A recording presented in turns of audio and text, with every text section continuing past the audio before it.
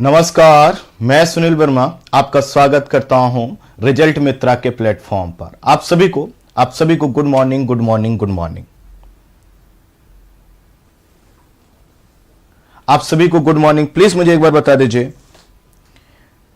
आप सभी को गुड मॉर्निंग। आप सभी का स्वागत है इंडियन ज्योग्राफी की इस क्लास में जो होने जा रही है रिजल्ट मित्रा के प्लेटफॉर्म पर। एक ऐसा प्लेटफॉर्म जो आपकी रिजल्ट के लिए बनाया गया है, जहां पर आप अपने सपने को साकार कर सकते हैं, जहां पर आप हमारे साथ मेहनत कर सकते हैं और जहां पर आपको मेहनत करने के लिए पूरी छूट है, आपको पूरी आज़ादी है कि आप जितना लाभ हमसे ले सकते हैं लीजिए और अपना रिजल्ट सिक्योर कीजिए। तो आप सभी का स्वागत है इस क्लास में, जहां पर आज हम बात करेंगे इंडियन ज्योग्राफी पर। जैसा कि आप यहां पर स्क्रीन पर देख सकते हैं, यह इंडियन ज्योग्राफी की सेकेंड क्लास है। इसका मतलब यह है कि जो पहली क्लास है वो ऑलरेडी आ चुकी है।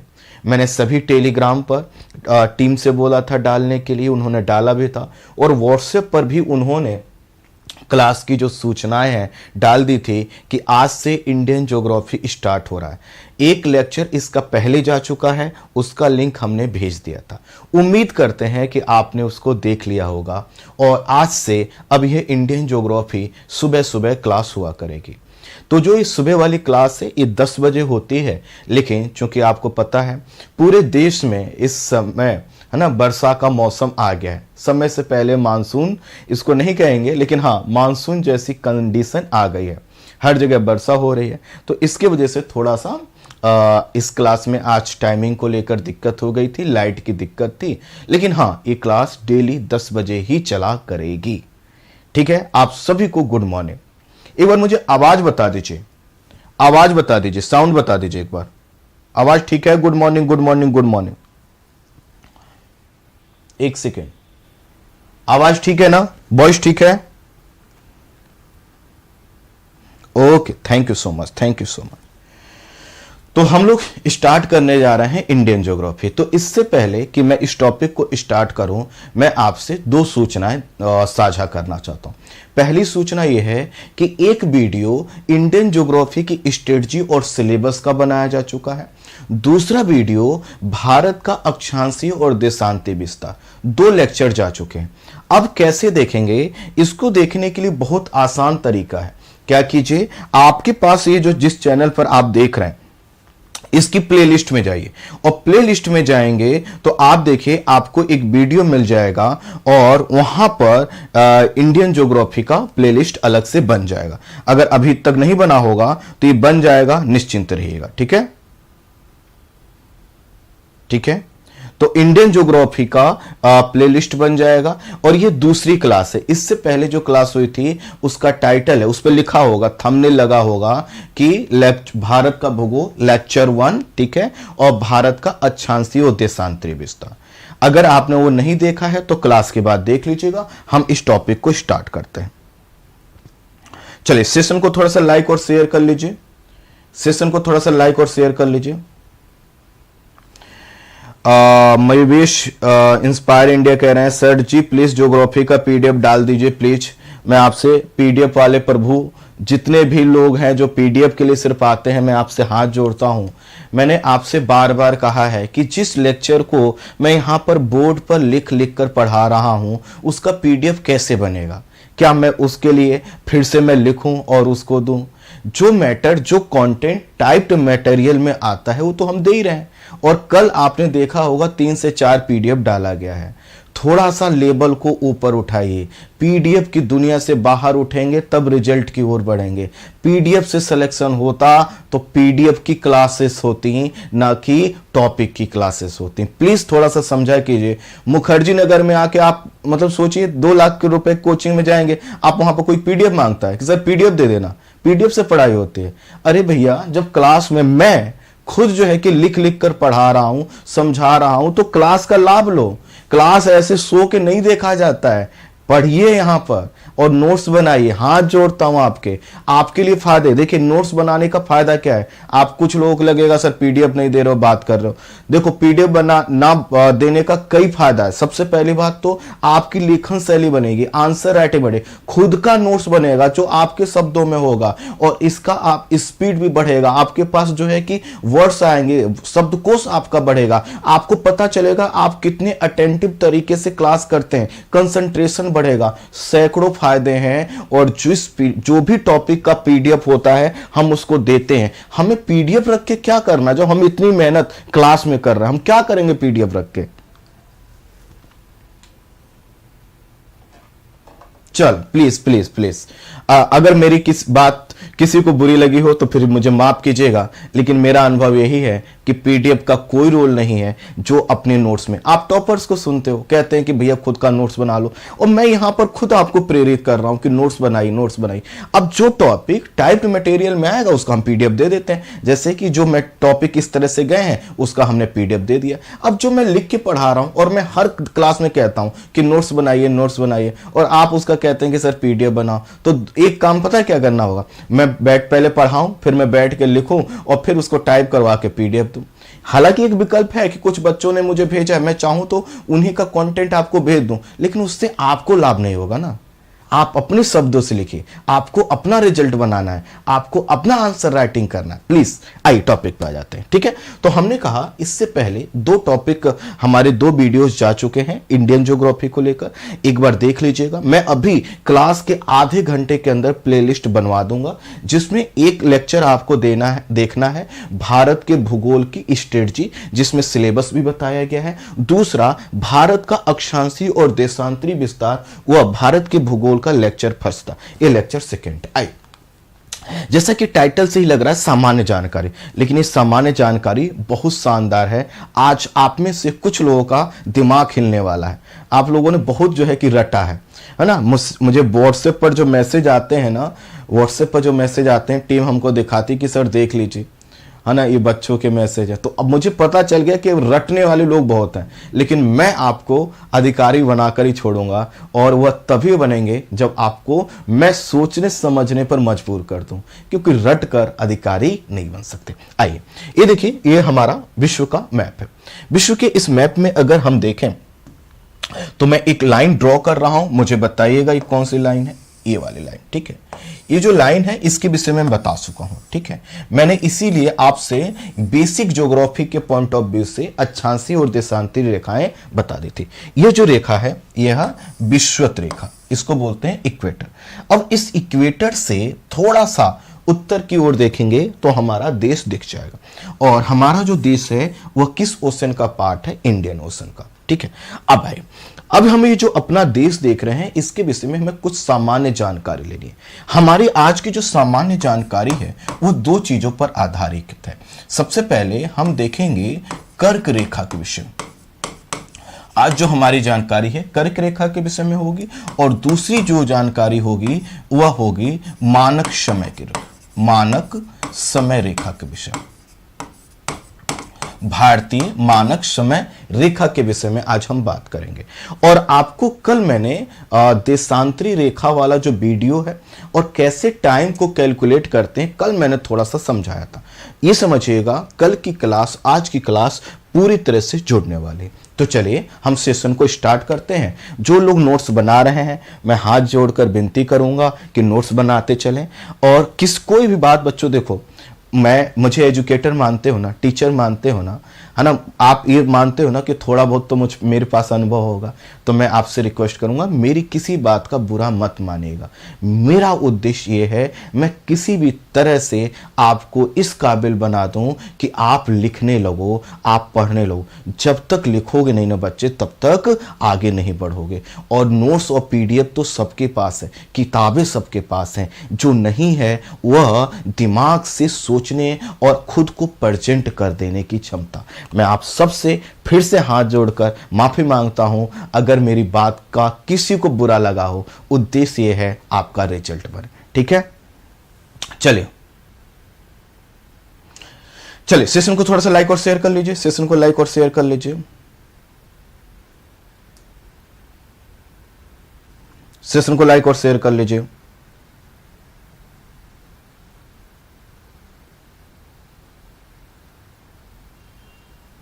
ठीक है, ठीक है, चल। तो आज हम बात करने जा रहे हैं कर्क रेखा के विषय में, ठीक है। अब कल मैंने आपको बताया था कि भैया ये हमारी पृथ्वी, मान लो हमारी पृथ्वी ऐसी है। अच्छा, कुछ लोग शिकायत करते हैं, सर आपकी पृथ्वी गोली क्यों होती है, वो ऊपर से नीचे से चपटी है। अब यार उसे ऊपर नीचे चिपटाएंगे ना, थोड़ा सा दिक्कत हो जाएगी ना, समझिए। तो ये हमारी पृथ्वी, इसके बीच से एक रेखा खींची जाती है, इसको हम बोलते हैं 0 डिग्री अक्षांश रेखा। यह चूंकि पृथ्वी के मध्य भाग से जाती है, इसी के कारण इसको भूमध्य रेखा बोलते हैं, इसको इक्वेटर बोलते हैं और इसको विषुवत रेखा भी बोलते हैं। मैंने विषुवत रेखा क्यों बोलते हैं, मैंने ऑलरेडी इसको कल बताया था। उसके बाद आपको पता है एक रेखा यहां से, एक रेखा लगभग यहां से जाती है, और यह जो रेखा है इसकी वैल्यू है 23.5 डिग्री नॉर्थ, ठीक है। ये और इसको बोला जाता है कर्क रेखा, ट्रॉपिक ऑफ कैंसर, ठीक है। अच्छा हाँ, कुछ लोगों ने कहा था इंग्लिश की टर्मिनोलॉजी भी बताते चलेगा, तो नाम इंग्लिश में इक्वेटर हो गया, ट्रॉपिक ऑफ कैंसर। फिर ये है जो रेखा है, ये नॉर्थ वाली हो गई, और 23.5 डिग्री ये साउथ वाली रेखा, इसको बोलते हैं मकर रेखा और ट्रॉपिक ऑफ कैप्रिकॉर्न, मकर रेखा, ठीक। मैंने आपको बताया था कि जो सूर्य की किरणें हैं, सूर्य की जो किरणें हैं वह उत्तरी गोलार्ध में कहां तक, सिर्फ यहां तक बिल्कुल सीधी होंगी। सीधी का मतलब है बिल्कुल 90 डिग्री का एंगल बनाना। जैसे आप यहां पर एक टॉर्च लीजिए, टॉर्च को दबाइए, टॉर्च की जो रोशनी है बिल्कुल सामने पड़ेगी। टॉर्च की रोशनी जब सामने पड़ेगी तो वहां पर प्रकाश ज्यादा होगा, प्रकाश बगल में भी होगा, लेकिन जहां पर एकदम सीधा फोकस पड़ेगा वहां प्रकाश ज्यादा होगा। अगर इस टॉर्च से गर्मी निकले तो जहां पर इसका फोकस बनेगा गर्मी ज्यादा होगी। मैंने आपसे कहा था कि मान लो ये हमारा सूर्य, तो जो सूर्य की किरणें हैं बिल्कुल सीधी लंबवत कहां तक हो पाती हैं, वह कर्क रेखा से लेकर मकर रेखा के बीच में ही होती है। मैंने आपको यह भी बताया था कि 21 मार्च, देखो सभी चीजें मेरी जुड़ी हुई हैं इसलिए मैं बता रहा हूं, ये पूरा इसमें जुड़ा हुआ इसलिए बता रहा हूं। 21 मार्च और 23 सितंबर को क्या होता है, जो सूर्य की किरणें हैं वह बिल्कुल ऊर्ध्वाधर लंबवत होती हैं इक्वेटर पर। वैसे तो सामान्यतः वर्ष भर लगभग लंबवत रहती हैं, लेकिन बिल्कुल ऐसी एकदम सीधी रेखा जो कहा जाता है ना, वह 21 मार्च और 23 सितंबर को। और आपको पता है कि 21 जून को सूर्य की किरणें कहां पर होती हैं, यहां पर। अब देखना होता क्या है, 21 मार्च के बाद, समझिए 21 मार्च के बाद सूर्य की किरणें क्या होती हैं, उत्तरी गोलार्ध में लंबवत होते चली जाती हैं। कैसे इसको समझोगे, देखो आपने देखा होगा कि कई जगह पर लाइटिंग ऐसी लगी होती है कि लाइटिंग ऐसे धीरे धीरे किसी स्थान को, जैसे शादी ब्याह में आप जाते हो तो देखते हो कि पहले जो लोग वहां खड़े हैं उनके ऊपर रोशनी पड़े, फिर अब रोशनी पड़ते हुए आपकी ओर आती, राइट। तो जैसे वो रोशनी आगे की ओर बढ़ रही है, ठीक सूर्य की किरणें भी लंबवत होते हुए 21 मार्च से आगे की ओर उत्तरी गोलार्ध में बढ़ते बढ़ते 21 जून को कर्क रेखा पर लंबवत पड़ती हैं। अच्छा फिर क्या होगा, 21 जून के बाद सूर्य की किरणें लौटने लगेंगी और लौटते लौटते 23 सितंबर को फिर से यहां पर आ जाएंगी, कहां पर, इक्वेटर पर आ जाएंगे। और 23 सितंबर के बाद फिर से ये दक्षिणी गोलार्ध की ओर जाएंगी और फिर क्या होगा, 22 दिसंबर को ये फिर से 22 दिसंबर को ये मकर रेखा पर पहुंच जाएंगे। 22 दिसंबर के बाद फिर से ये इक्वेटर की ओर आएंगे, 21 मार्च को आ जाएंगे, फिर 21 मार्च से इधर जाएंगे। अर्थात मेरा जो पॉइंट है वो ये है कि जो सूर्य की किरणें हैं, समझिएगा, सूर्य की जो किरणें हैं वह कर्क रेखा से मकर रेखा के बीच में ही गुजरती। तो सूर्य की किरणें जब कर्क रेखा से लेकर मकर रेखा के बीच में रहती हैं तो इस क्षेत्र के कर्क रेखा से लेकर मकर रेखा के बीच वाले भाग को बोला जाता है उष्णकटिबंध। इसको क्या बोला जाता है, उष्णकटिबंध। क्लियर, इसको बोला जाता है उष्णकटिबंध। यहां तक क्लियर हो। अब देखो पॉइंट क्या है, पॉइंट ये है कि कर्क रेखा जो है भारत के लगभग मध्य भाग से गुजर रही है। ये देखिए, ये रही कर्क रेखा, गुजर रही है ठीक है। अच्छा, अब मेरा इसी पॉइंट से इसको इंटरलिंक कीजिए। मैंने कहा कर्क रेखा तक का जो भाग है वो उष्णकटिबंध में रहेगा, तो क्या इसकी इधर वाला जो भाग है वो उष्णकटिबंध में आ जाएगा? अच्छा, अब भैया ये प्रश्न आएगा कि सर ये वाला भाग तो उष्णकटिबंध में आ गया, और उष्णकटिबंध का मतलब क्या होता है? जहां पर गर्मी का प्रभाव ज्यादा होता है, गर्मी ज्यादा है बहुत, तो यह पूरा जो क्षेत्र है गर्म क्षेत्र माना जाता है। आपने कभी सुना है, आपने कभी सुना कि तमिलनाडु में इतनी ठंडी पड़ी कि वहां पर लोगों की मृत्यु हो गई? नहीं सुना होगा, लेकिन यह चीज आप उत्तर भारत में सुनते हैं। अर्थात यह जो क्षेत्र है, यह पूरा जो भाग है, यह उष्णकटिबंध है। यहां पर ठंडी का प्रभाव उतना नहीं होता जितना प्रभाव गर्मी का होता है। क्लियर? अच्छा, अब प्रश्न आएगा कि सर ये भाग, ये जो कर्क रेखा है जो आपने दिखाया, जिसकी डिग्री जो है कि वो 23.5 डिग्री है, जिसकी वैल्यू जो है वो 23.5 डिग्री है। ये 23.5 डिग्री वाली ये जो रेखा के ऊपर वाला भाग है, ये किस में आएगा? तो देखो, यहां पर गर्मी की अधिकता है, लेकिन यहां पर गर्मी के साथ साथ, समझ लो, गर्मी के साथ साथ यहां पर क्या होगा? ठंडी भी अच्छी खासी पड़ती है। जैसे दिल्ली ही ले लो, गर्मी में देखो सभी रिकॉर्ड टूटेंगे और ठंडी में भी रिकॉर्ड टूट जाते हैं। तो इस क्षेत्र में जहां पर गर्मी और ठंडी दोनों का प्रभाव होता है, इसको बोलते हैं उपोष्ण कटिबंध।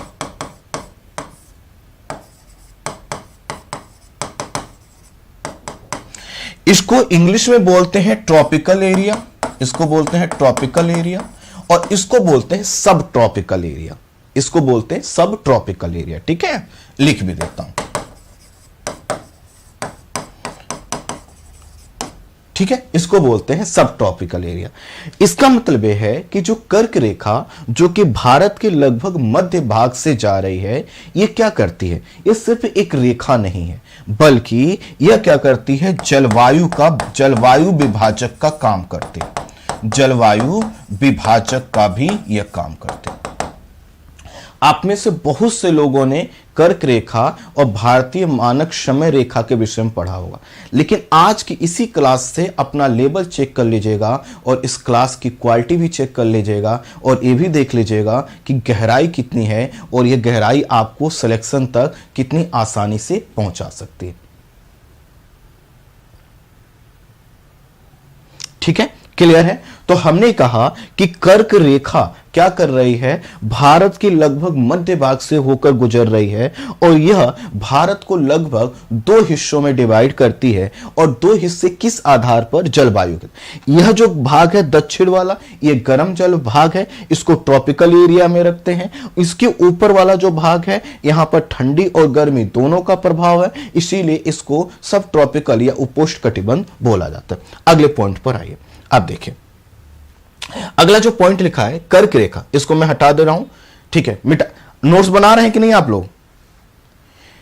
नोट्स बना रहे हैं कि नहीं आप लोग?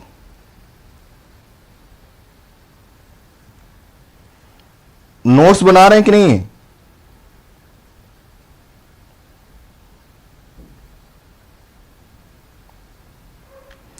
मिटा दो ना इसको, इसको मिटा दो ना।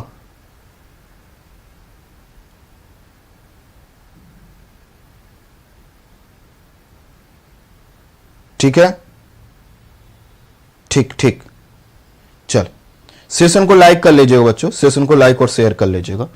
चल, तो हमने क्या किया, सेशन को, इसको हम मिटा देते, यहां तक समझ गए। अब देखें, कर्क रेखा जो कि हमने ये रेखा यहां पर ड्रॉ की है, ये भारत के 8 राज्यों से गुजरती है। अब इन 8 राज्यों में हम एक तरफ से देखें तो इससे हमारी एक बेहतर अंडरस्टैंडिंग बनेगी। समझिएगा, ये गुजरती है गुजरात से, देख सकते हैं, फिर उसके बाद राजस्थान से, फिर उसके बाद जाती है यह मध्य प्रदेश, देख लीजिए, फिर उसके बाद छत्तीसगढ़, देख लीजिए छत्तीसगढ़ का ये वाला हिस्सा, फिर ये झारखंड रांची के से होकर, फिर उसके बाद झारखंड के बाद वेस्ट बंगाल, फिर यहां पर देखेंगे त्रिपुरा, और फिर यहां पर मिजोरम। अब पॉइंट समझिएगा, यहां पर यह जो पॉइंट है आप हर किताब में पढ़ते हैं, देखिएगा ये जो कर्क रेखा है अपने सबसे पश्चिमी भाग में, अपने सबसे पश्चिमी भाग में मरुस्थल से होकर गुजरती है। देखिए यह मरुस्थलीय भाग से होकर गुजरती है। वहीं जो आगे की ओर आएंगे बीच में, तो यह मध्यवर्ती भाग में, यह जो मध्यवर्ती भाग में यह पर्वतीय भाग से होकर गुजरती है। यहां कोई पर्वतीय भाग है क्या? सब लोग एटलस देख लीजिए। अच्छा, आप लोगों के पास अगर एटलस नहीं है तो मैं आपसे रिक्वेस्ट करूंगा किसी भी पब्लिकेशन का एक एटलस जरूर ले लीजिए। मेरी क्लास में मैपिंग बहुत इंपॉर्टेंट होती है, और वह इसलिए इंपॉर्टेंट है ताकि आपका जो आउटपुट है या फिर जो समझ है वो बहुत शानदार हो सके। तो यहां पर आप आएंगे तो आप यहां पर देखिएगा विंध्याचल और सतपुड़ा की कुछ पहाड़ियां दिखेंगी क्या, कुछ ऐसे। तो यहां पर देखेंगे तो यह पर्वतीय भाग से इधर की ओर आएंगे तो यहां पर देखो छोटा नागपुर पठार है। यहां पर अगर आप देखेंगे तो छोटा नागपुर पठार है। इस सभी लोकेशन में आगे दिखाऊंगा भी, आगे दिखाऊंगा। और इधर की ओर आएंगे तो ये आपका हो गया पूर्वोत्तर भाग, है ना, ये है पूर्वोत्तर भाग। इसका मतलब है कि अगर आपसे पूछ लिया जाए कर्क रेखा विभिन्न जलवायु वाले क्षेत्रों से होकर जाती, तो देखो मरुस्थलीय क्षेत्र की जलवायु अलग है। आपने सुना होगा ना कि राजस्थान और गुजरात का बड़ा हिस्सा मरुस्थल के अंतर्गत आता है। फिर आप यहां पर आएंगे तो यहां पर आपको जो है कि पर्वतीय भाग मिलेगा, पहाड़ी वाले क्षेत्र मिलेगा। यहां पर आएंगे छोटा नागपुर पठार और यहां पर पूर्वोत्तर वाला भाग। अर्थात इन सभी स्थानों कर्क रेखा जिन क्षेत्रों से होकर गुजर रही, भले ही कर्क रेखा सीधी रेखा में जाती है, लेकिन सभी स्थानों की जो जलवायु है वह अलग नहीं है। यहां पर जो पॉइंट ध्यान देना है कि सभी जो कर्क रेखा जिन क्षेत्र से जा रही है उन सभी स्थानों की जो जलवायु है वह समान नहीं। क्लियर? क्लियर? तो यहां पर दो चीजें हो गई। हमें पता चल गया कि भारत के 8 राज्यों से कर्क रेखा जा रही है, लेकिन पश्चिम से अगर हम पूरब की ओर बढ़ें तो इसकी जलवायु में हमें भिन्नता देखने को मिलती है। स्वाभाविक है, यहां की जो जलवायु बनी है, यहां पर मरुस्थल है तो मरुस्थल का प्रभाव इस कर्क रेखा पर देखने को मिलेगा। यहां पर पर्वतीय प्रभाव देखने को मिलेगा, यहां पर पठारी प्रभाव हमें देखने को मिलेगा। अगले फैक्ट पर आते, कर्क रेखा की भारत में जो लंबाई है 2678 किलोमीटर। यह आपके लिए एक फैक्ट हो गया जो आप याद कर सकते हैं। अच्छा देखो यहां पर समझिएगा, यह जो पॉइंट इस रूप में आ रहे हैं इसका क्या होगा, पीडीएफ मिलेगा। तो कल भारत का जो अक्षांशीय और देशांती विस्तार, इससे पहले वाला टॉपिक उसका पीडीएफ डाला जा चुका है, टेलीग्राम पे उसका पीडीएफ डाला जा चुका है। मैं फिर से रिक्वेस्ट करूंगा पीडीएफ से ऊपर उठिए, क्लास को समझिए। पीडीएफ जो इस फॉर्मेट में क्लासेस होती हैं, है ना, वहां पर पीडीएफ डाला। लेकिन एक चीज समझो, यहां पर कितना कम लिखा है और मैं कितना एक्सप्लेन कर रहा हूं। तो कोई अगर पीडीएफ के भरोसे रहेगा तो जो मैं बाकी चीजें समझा रहा हूं उसको कोई लाभ नहीं मिलेगा। तो अगर आप लाभ ही नहीं ले पाए, सिर्फ आपको एक फैक्ट चाहिए थे, तो कहीं से भी मिल सकते थे, समझिएगा। इसलिए पीडीएफ से ज्यादा इंपॉर्टेंस है इस क्लास का। आइए, तो हमने देखा कर्क रेखा की लंबाई। कर्क रेखा को माही नदी, आप सब लोगों ने माही नदी का नाम सुना होगा। तो जो माही नदी है वो 576 किलोमीटर की लंबाई तय करती है और वो मध्य प्रदेश से निकलकर आगे बढ़ती है। और एक बार ये मध्य प्रदेश में और एक बार ये गुजरात में कर्क रेखा को काटती है। एक बार मध्य प्रदेश में, एक बार गुजरात में यह कर्क रेखा को काटती है। और उसके बाद यह मध्य प्रदेश से पहले राजस्थान में जाती है और राजस्थान के बाद गुजरात में। तो आपसे जो फैक्ट पूछा जाता है कि वह कौन सी नदी है जो कर्क रेखा को काटती है, तो कर्क रेखा को काटने वाली जो नदी है वह है माही नदी। ठीक है, अब यहां पर पॉइंट समझिएगा, इसको मैं मिटा दे रहा हूं। हमने कहा माही नदी क्या करती है, पहले मध्य प्रदेश से निकलकर राजस्थान में जाती है और फिर गुजरात से में प्रवेश करती है। और इस प्रोसेस में वह क्या करती है, 2 बार कर्क रेखा को काटती है। ठीक है, तो आपसे पूछा जा सकता है, जो फैक्ट आपसे पूछा जाएगा, ये नहीं पूछेगा माही नदी यूपीएससी में थोड़ी पूछेगा कि कौन सी नदी है जो कर्क रेखा को 2 बार काटती है। स्टेट पीसीएस का क्वेश्चन हो सकता है, वनडे एग्जाम का, वह आपसे पूछेगा कि माही नदी जो कि कर्क रेखा को 2 बार काटती है, जो कि कर्क रेखा को 2 बार काटती है, वह कर्क रेखा के किस भाग का हिस्सा है, किस भाग का हिस्सा है। तो आप क्या बताएंगे, वह पश्चिमी कर्क रेखा का हिस्सा है। तो कर्क रेखा का जो पश्चिमी भाग है, कर्क रेखा का जो पश्चिमी भाग है, यहां पर एक नदी है माही नदी, जिसकी लंबाई इतनी है और यह क्या करती है, पश्चिमी हिस्से में कर्क रेखा को काटती है। एक प्रश्न इसी माही नदी से यह भी बनेगा, वो ये है कि आखिर जो कौन सी ऐसी नदी, निम्न में से कौन सी ऐसी नदी है जो पश्चिमी भाग में कर्क रेखा को काटती है। अब अगर आपने इस चीज पर ध्यान नहीं दिया होगा, माही नदी का नाम आपने याद किया है लेकिन पूर्व और पश्चिम का कॉन्सेप्ट क्लियर नहीं है, तो आप हो सकता है वहां पर थोड़ा सा कंफ्यूज हो जाए, इसलिए कंफ्यूज नहीं होना। आगे बढ़ते हैं, ठीक है। कर्क रेखा पर 21 जून को सूर्य की किरणें क्या होती है, लंबवत होती हैं, और इस समय हमारे उत्तर भारत में सर्वाधिक गर्मी का समय हमें देखने को मिलता है।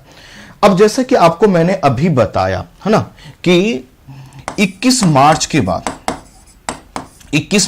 देखिए, मान लेते हैं हमारी फिर से पृथ्वी है और यह इक्वेटर है। 21 मार्च को सूर्य की किरणें ऐसे पड़े, ये मान लो सूर्य है, ऐसे किरण। फिर 21 मार्च के बाद धीरे धीरे सूर्य की किरणें क्या होंगे, इस भाग पर लंबवत, फिर इस भाग पर, फिर इस भाग, और फिर अल्टीमेट तरीके से क्या होगा, यह 21 जून को यहां पर पहुंच जाएंगे। जब सूर्य की किरणें 21 जून को यहां पर आ चुकी हैं, फिर से अब इसका क्लाइमेटिक प्रभाव देखें, जब हमने कहा कि 21 जून को सूर्य की किरणें यहां पर आ गई, अब क्या होगा, जब सूर्य की किरणें यहां तक आई हैं तो गर्मी यहां पर ज्यादा पड़ेगी। लेकिन जो ध्यान देने वाला बात है, गर्मी कैसे पड़ती है, गर्मी देखिए, गर्मी का जो प्रभाव है वह स्थलीय भाग में अलग होता है और जलीय भाग में अलग होता है। जो स्थलीय भाग है उसमें अलग होता है, जलीय भाग में अलग होता है। यहां पर देखिए, यहां पर जो स्थल है, तो अगर आपसे पूछ लिया जाए 21 जून को जब सूर्य की किरणें लंबवत होती हैं कर्क रेखा पर, उस समय सर्वाधिक गर्म प्रदेश कौन सा होता है, तो आप क्या बताएंगे, पश्चिमी कर्क रेखा वाला भाग, पश्चिमी कर्क रेखा वाला भाग। ठीक, आपसे यह भी पूछा जाएगा कि आखिर कर्क रेखा पर जब 21 जून को सूर्य की किरणें लंबवत पड़ती हैं तो जो पश्चिमी भाग है यही सर्वाधिक गर्म क्यों होता है। ये जितने मैं प्रश्न पूछ रहा हूं आपसे, मैं जितने भी आपसे ये प्रश्न पूछ रहा हूं, इन प्रश्नों का आप जो है कि उत्तर अपनी किताबों में ढूंढ लीजिएगा, गूगल में ढूंढ लीजिएगा, यूट्यूब में ढूंढ लीजिएगा। जब कहीं ना मिले तब समझ जाइएगा कि यहां पर जो आपको बताया जा रहा था वो अन्य क्लासेस से बहुत अलग है। यहां पर उस डिमांड को हम फुलफिल करने का प्रयास कर रहे हैं जिसकी जरूरत आपके सिलेक्शन के लिए। तो मैंने आपसे कहा कि वह आपसे प्रश्न पूछ सकते हैं कि जब 21 जून को सूर्य की किरणें कर्क रेखा पर लंबवत होती हैं तो कर्क रेखा चूंकि सीधी रेखा है तो सभी स्थानों पर समान तापमान होना चाहिए। आप कहेंगे कि हां, बात तो यही है, समान होना चाहिए। एक सेकंड बच्चों, है ना, उस समय समान होना चाहिए, लेकिन इसमें एक अंतर आता। देखिए, हम कह रहे हैं कि यह यहां पर स्थलीय प्रभाव ज्यादा होगा। स्थलीय प्रभाव क्यों, क्योंकि यहां पर क्या है, मरुस्थल है। यहां पर क्या है, मरुस्थल। और मरुस्थल की आपको विशेषता पता है कि गर्मी में क्या हो जाता है, जल्दी गर्म हो जाता है, और ठंडी में क्या हो जाता है, जल्दी ठंडा हो जाता है। इसका मतलब यह है कि यह जो मरुस्थल है यह यहां के क्लाइमेट को क्या कर रहा है, निर्धारित कर रहा है। और इसको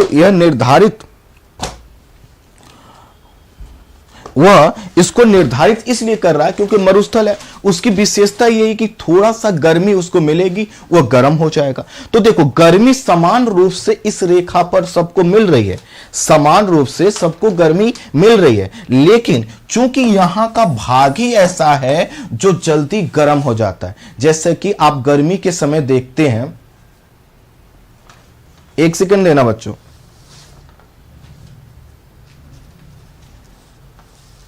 ठीक है। गर्मी के समय आप जब देखते हैं कि भैया अगर आप राजस्थान चले जाए तो आप नंगे पैर नहीं चल सकते, तो उतनी ही गर्मी सब जगह पड़नी चाहिए। लेकिन बालू की विशेषता है जल्दी गर्म होने की। यहां पर मैंने बताया आपको पर्वतीय और पहाड़ी विशेषता मिलेगी, यहां पर पठारी विशेषता। अब देखो कोई भी भाग जो पर्वतीय भाग है, कोई पर्वतीय भाग है या फिर पहाड़ी भाग है, वहां पर क्या होता है, गर्मी का प्रभाव कम होता है। वहां पर गर्मी का जो प्रभाव होता है कम होता है। कैसे समझे इसको? देखिए अब गर्मी आ रही है ना, तो मई जून का जब समय होगा तो अगर आप अपने दोस्तों से पूछें भैया बड़ी गर्मी लग रही है, वो कहेगा कि चलो भैया हिल स्टेशन चलते हैं। हिल स्टेशन मतलब किसी पर्वत की चोटी पे चलते हैं। अब देखिए भले ही वो स्थान उसी क्षेत्र में हो, लेकिन पर्वत पर होने के कारण क्या होता है, टेम्परेचर ऊंचाई पर कम होता है। इसका क्या मतलब हुआ? इसका मतलब यह है कि मान लो यह एक सीधी रेखा है, आपका गांव यहां पर है, मैदानी गांव है, यहां पर टेम्परेचर है 30 डिग्री सेल्सियस, ठीक है, और यहीं पर एक पर्वत है जिसकी ऊंचाई है मान लो 2000 मीटर। 2000 मीटर। अब देखो सूर्य की किरणें तो बिल्कुल सीधी पड़ रही होंगे, लेकिन मैदानी क्षेत्र में क्या होता है, जो समतल प्लेन है वहां पर गर्मी का प्रभाव ज्यादा होता है। और गर्मी का प्रभाव जो मैदानी क्षेत्र है उस पर ज्यादा इसलिए होता है कि मैदानी भाग में, मैदानी जो भाग होता है वहां का जो वायुमंडल होता है, वायुमंडल जो होता है वह सघन होता है। अभी मैं बता रहा हूं ये क्या है, और सघन होने के कारण वहां पर गर्मी हमें ज्यादा लगती। इसका क्या मतलब हुआ कि जब हम जमीन पर हैं, मैदानी क्षेत्र में हैं, तो वायु की मात्रा काफी ज्यादा है। आपने सुना होगा जो लोग माउंट एवरेस्ट में जाते हैं या ऊंचाई पर जाते हैं वो ऑक्सीजन का सिलेंडर लगा के जाते हैं, क्योंकि ऊपर की ओर जैसे जैसे जाते हो वायु की मात्रा घटती है। अब देखो क्या होता है, जैसे जैसे वायु की मात्रा घटती है ना, टेम्परेचर कम होता है। क्योंकि जो हमें गर्मी लगती है ये वायु की ही गर्मी है। अभी जो आपको गर्मी महसूस हो रही होगी, जो ठंडक महसूस हो रही होगी, ये वायु की गर्मी है।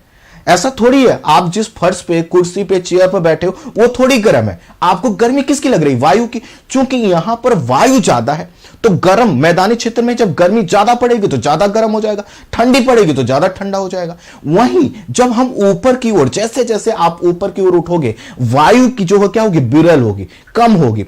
और जब वायु विरल होगी तो उसके द्वारा उत्पन्न जो प्रभाव है वो भी कम हो जाता है। तो चूंकि वह पर्वतीय भाग में, पहाड़ी भाग में क्या होता है, अधिक ऊंचाई पर वायुमंडल क्या हो जाता है, विरल हो जाता है। और जब वायुमंडल विरल हो जाता है अर्थात गैसें कम हो गई, तो यही तो गैसें क्या करती हैं, तापमान का अवशोषण करती हैं और यही टेम्परेचर को बढ़ाती हैं। इसको कैसे समझो, आप सब लोगों ने किचन में खाना बनाया होगा और किचन में खाना बनाते समय गर्मी लगी होगी। आपने क्या किया होगा, गेट खोल दिया होगा या एग्जॉस्ट फैन चला दिया होगा कि गर्म हवा बाहर जाए, क्योंकि जो गर्मी आपको लग रही थी वो किसकी लग रही थी, किचन में जो वायु थी उसने गर्मी को अवशोषित कर लिया था। अर्थात वायु क्या करती है, हीट को एब्जॉर्ब करती है, अवशोषित करती है। अब भैया जब ऊंचाई पर वायुमंडल ही कम है, विरल हो गया, तो उसके द्वारा टेम्परेचर को एब्जॉर्ब करना, अवशोषित करने की क्षमता ही क्या हो गई, कम हो गई, तो गर्मी क्या लगेगी, कम लगेगी। अब देखो यहां पर है टेम्परेचर मैदानी क्षेत्र में 30 डिग्री सेल्सियस, तो 2000 मीटर की ऊंचाई पर उसी सीध में स्थित स्थान पर जब इसके टॉप पर आ जाओगे तो यहां पर टेम्परेचर इस क्षेत्र की तुलना में लगभग 12 से 13 डिग्री सेल्सियस क्या होगा, कम होगा। तो अब कितना बचेगा यहां पर, 30 में से अगर 12 डिग्री घटा दो 13 डिग्री, तो लगभग आपका 17 से 18 डिग्री सेल्सियस टेम्परेचर आपको मिलेगा। अब बताओ ठंड लगेगी कि नहीं, अच्छा लगेगा कि नहीं। तो यही चीज यहां पर होता है कि यह वाला जो भाग है यह मैदानी भाग है, रेतीला भाग है, खूब गर्म हो गया। यह वाला जो पर्वतीय और पठारी भाग है, यहां की वायुमंडल विरल है, यहां पर पेड़ पौधे ज्यादा है, ग्रीनरी ज्यादा है, टेम्परेचर का प्रभाव इतना ज्यादा नहीं हो पाता। सब लोग क्लियर कर पाए, सब लोग क्लियर हुआ, सब लोग समझ पाए कि नहीं। मैं जितना चीजें आपको बता रहा हूं बच्चों, जितनी चीजें आपको बता रहा हूं, है ना, इस सामान्य जानकारी की जो हमारी क्लास है, किसी किताब में पढ़ लेना। और मैं एक ही दावा कह रहा हूं, चलो लिख कर दे रहा हूं, यहां बोर्ड पर लिखता हूं, एक नहीं 5 बुक्स आप लीजिएगा, एक नहीं, जो आपको जो मन करे 5 बुक्स लेना, और 5 बुक्स में भी अगर ये कंटेंट आपको मिल जाए तो मुझे बता देना, बस मैं दोबारा ये बात नहीं बोलूंगा। 9 साल से पढ़ा रहा हूं, आज तक ये दावा गलत नहीं हुआ। अब आपका नंबर है। और इससे पहले अगर आपने सुना हो ये सब कॉन्सेप्ट, इस तरह से कर्क रेखा का विभाजन इस तरह से समझाना, तो भी आप मुझे बता सकते हो।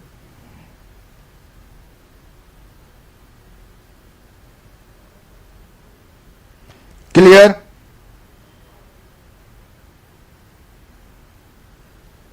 ठीक। सेशन को बस बच्चों आप क्या किया करो ना, देखो मतलब ये बात तो कहनी नहीं चाहिए, लेकिन आपको तो बस एक ही चीज करना चाहिए कि अगर आप 10 मिनट 15 मिनट खर्च करके जो सेशन आपको पसंद आया करे, वह अधिक से अधिक दोस्तों तक बस शेयर कर दिया करो। बस इतना अगर आप कर लो ना, सिर्फ इतना कर लो, मैं सही बता रहा हूं, आप देखिएगा हमारा आप मनोबल बढ़ाकर चलिए। हम देखिएगा कि आपके आगे 2 लाख रुपए फीस देकर किसी ने ज्योग्राफी पढ़ा होगा तो भी आपके सामने टिक नहीं पाएगा, इतना दावा कर रहा हूं।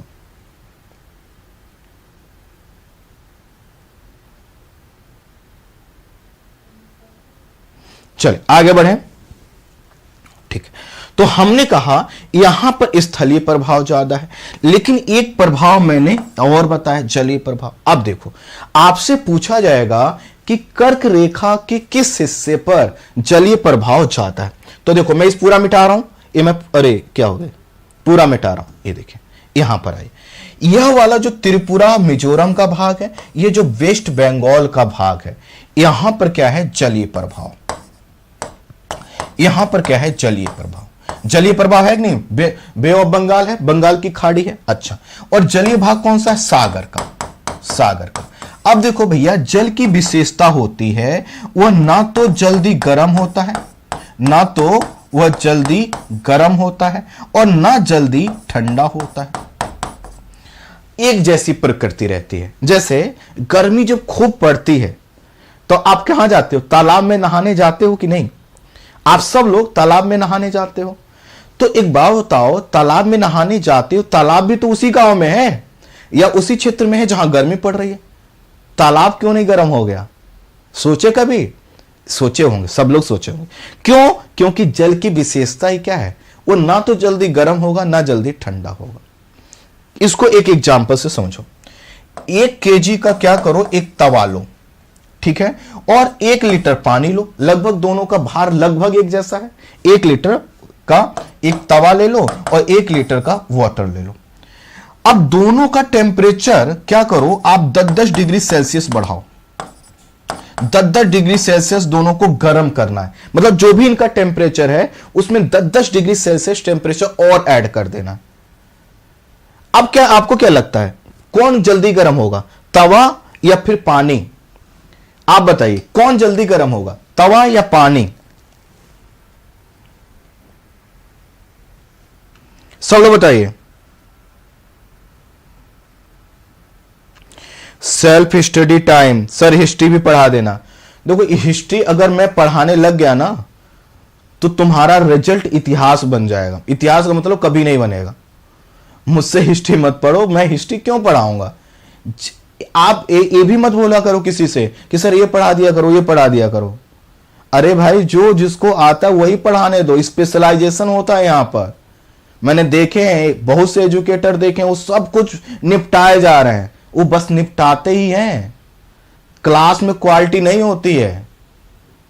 क्लास की क्वालिटी लेना है तो आपको ऐसे एजुकेटर देखने होंगे जो कुछ ही सब्जेक्ट पढ़ाते हैं, क्योंकि सभी सब्जेक्ट में आप एक जैसा लेवल ला ही नहीं सकते। लाओगे पता है कब, जब आपकी उम्र हो जाएगी 40 साल 45 साल, और वो तब जब आप कुछ भी ना करो, सिर्फ पढ़ते रहो तब।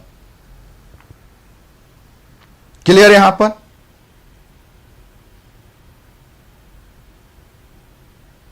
चलो ठीक, यहां पर देखिए। अब देखिए हमने कहा कि क्या होगा, तवा जल्दी गर्म होगा। तवा क्या है, ठोस भाग है, और जो भी भाग ठोस होता है उसके जो कण होते हैं, उसके जो मॉलिक्यूल्स होते हैं वो बहुत पास पास में होते हैं, और कण और मॉलिक्यूल्स क्या करते हैं, हीट को आसानी से देते हैं। ठोस की तुलना में जो वाटर का जो मॉलिक्यूल्स या कण होते हैं जल के, वो दूर दूर होते हैं, और इस वजह से हीट का ट्रांसफर क्या होता है, स्लो होता है।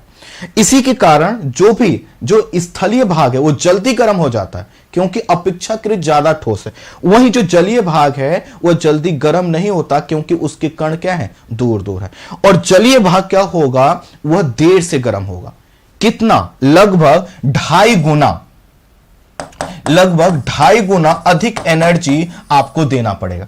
अर्थात जितना देर में यह तवा क्या हो गया, 10 डिग्री सेल्सियस बढ़ गया, आपको लगभग उससे 2.5 गुना समय जल को देना होगा, तब उतना गर्म होगा।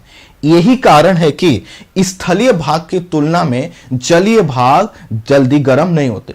स्थलीय भाग को गर्मी मिले गर्म हो गया, ठंडी मिलेगी ठंडा हो जाएगा। जल कहता कि नहीं, हम ऐसी फितरत नहीं रखते, हम तो क्या है, कूल है ना, चिल है ना।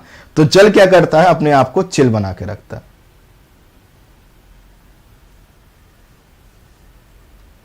चले आगे बढ़े। तो जैसे हमने कहा, अच्छा तो अब आपसे पूछ लिया जाए स्थलीय प्रभाव सर्वाधिक कहां पर, सर्वाधिक गर्म भाग कौन से होगा, यहां। और यहां पर्वतीय और पठारी भाग कहां पर होगा, किस हिस्से में, कर्क रेखा के किस हिस्से में पर्वतीय और पठारी विशेषता मिलेगी, मध्यवर्ती। जलीय विशेषता कहां पर मिलेगी, इधर।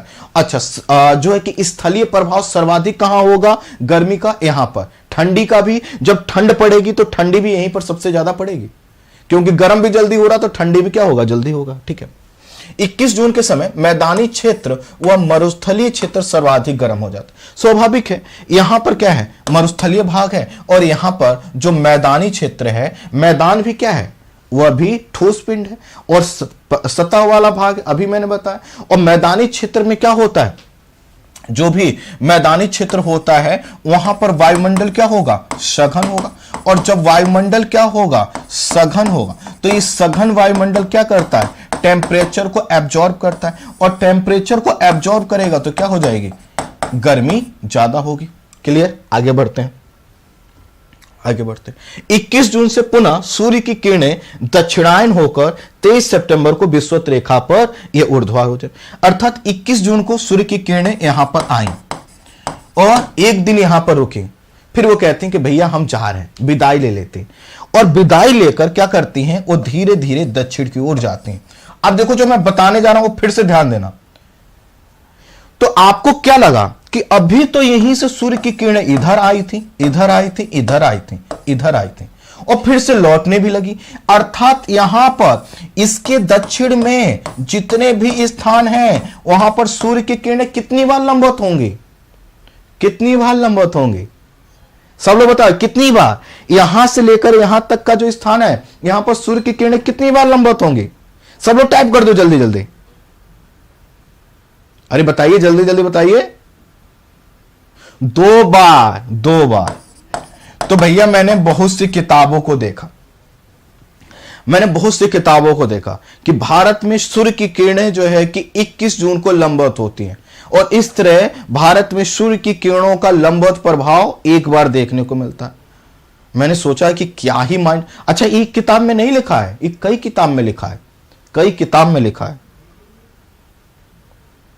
इसका मतलब है कि आते से भैया जब यह किरणें यहां पर आई होंगी तो यहां पर आई होंगी और इधर से ही छोड़कर जाएंगी। तो अब देखो आपसे जो यहां पर प्रश्न पूछे जाएगा कि कर्क रेखा से दक्षिण वाला भाग, कर्क रेखा से दक्षिण का भाग, कर्क रेखा से दक्षिण का भाग अधिक गर्म रहता है, अधिक गर्म रहता है। इसके क्या कारण है, क्या कारण है, और 4 ऑप्शन दे देगा, 4 ऑप्शन दे देगा। यह दे देगा कि भैया यहां पर क्या है, यहां पर जलीय प्रभाव, देखो इस स्थान की तुलना में यहां पर दोनों तरफ जल प्रभाव है। आपको और विशेषता दे देगा, ये पठारी भाग है। लेकिन आप एक ही चीज पर टिके रहना कि भैया इसके दक्षिण वाले जितने भाग हैं यहां पर सूर्य की किरण क्या होती हैं, 2 बार लंबवत पड़ती हैं। अब बताओ, जब सूर्य की किरणें दो बार लंबवत होंगी तो गर्मी का प्रभाव क्या होगा? ज्यादा होगा। जैसे मान लो ऐसे लोग लाइन से खड़े हैं और आप एक क्या करो, ऐसी टॉर्च लो जिसमें से गर्मी निकलती है, तो एक बार किसी को टच करते हुए चले जाओ। अब जितनी गर्मी मिली, ठंडी का समय, मान लो खूब ठंडी पड़ रही है, सब लोग ये चाह रहे हैं कुछ गर्मी वाला सोर्स मिल जाए, आग तो ढूंढते ही हैं। कोई आदमी आया टॉर्च लेकर, उसने कहा कि देखो मेरे पास एनर्जी है, हीट है, तो मैं एक एक बार सबको दूंगा। उसने कहा ठीक है। अब एक आदमी क्या हुआ, यहां पर ऐसे लाइन से लोग खड़े हो गए, उसने एक तरफ से टॉर्च दिखाता हुआ वह चालू हो गया। तब तक क्या हुआ, एक लाइन इधर लग गई, इसके आगे लग गई। अब उन्होंने कहा कि भैया हमको भी दिखाओ, हमको दिखाओ। अब देखो वहां तक गया, फिर वहां से क्या करेगा, वो ऐसे लाइन को फिर से दिखाते आएगा। यहां के लोगों को दो बार एनर्जी मिली और उधर वाले लोगों को एक ही बार एनर्जी मिलेगी। अगर एक ही बार दिखाया तो गर्मी क्या होगा, यहां पर गर्मी का प्रभाव ज्यादा होगा। तो अगर आपसे पूछ लिया जाए कि 21 जून से 23 सितंबर के बीच में दक्षिण भारत ज्यादा गर्म क्यों रहता है, तो कह देना भैया कि सूर्य की किरणों का लंबवत प्रभाव यहां पर पड़ता रहता है, और जब सूर्य की किरणें लंबवत होंगी तो गर्मी का प्रभाव तो होगा। और यहां पर तो क्या है, 21 जून को छोड़कर चला है, धीरे धीरे धीरे धीरे क्या हो जाएगा, 23 सितंबर तक तो अच्छा खासा ठंडा हो जाएगा, है कि नहीं। 23 सितंबर तक तो ये वाला भाग अच्छा खासा ठंडा हो जाएगा, यहां पर गर्मी का प्रभाव रहेगा। क्लियर, यहां तक क्लियर?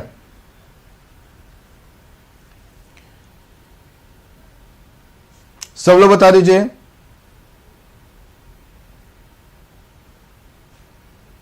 यहां तक क्लियर, सब लोग बता दे। चलो जल्दी जल्दी जल्दी जल्दी आगे बढ़ते हैं। अब देखिए, तो कर्क रेखा पर स्थित जिलों की संख्या भी कई बार फैक्चुअल इंफॉर्मेशन में पूछ ली जाती है। मैंने आपसे बोला था कोई भी चीज छूटेगी नहीं कॉन्सेप्ट के चक्कर।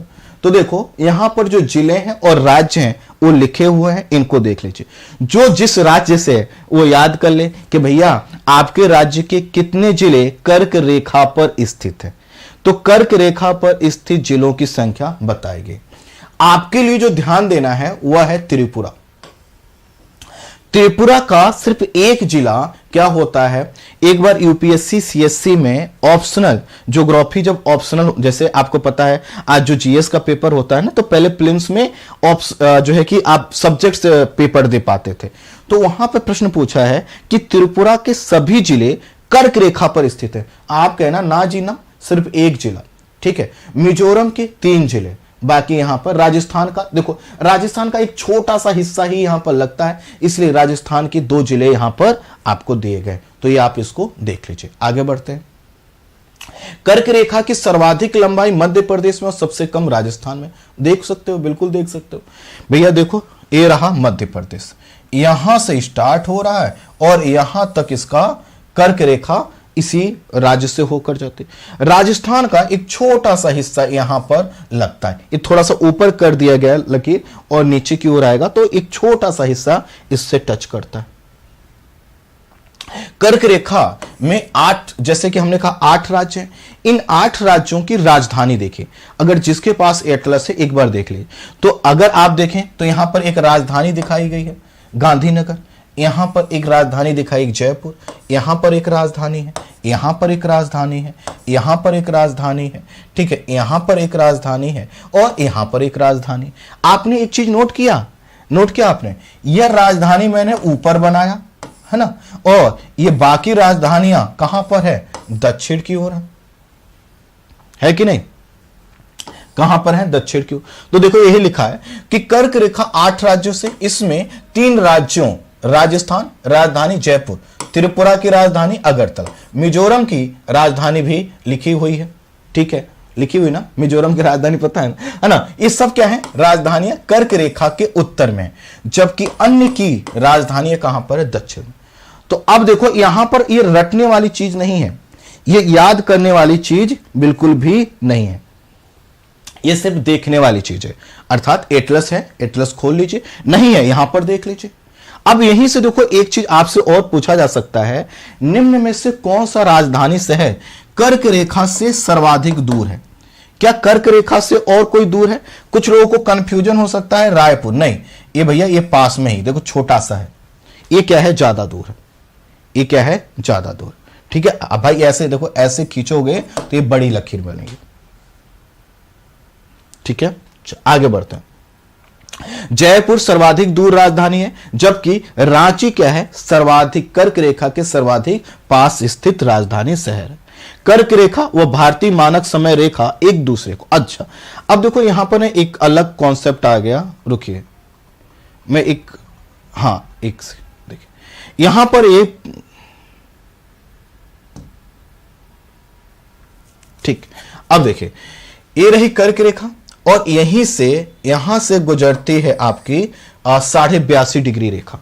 एक मिनट में अभी आपको दिखा देता हूं, ठीक है, आप परेशान ना होइए।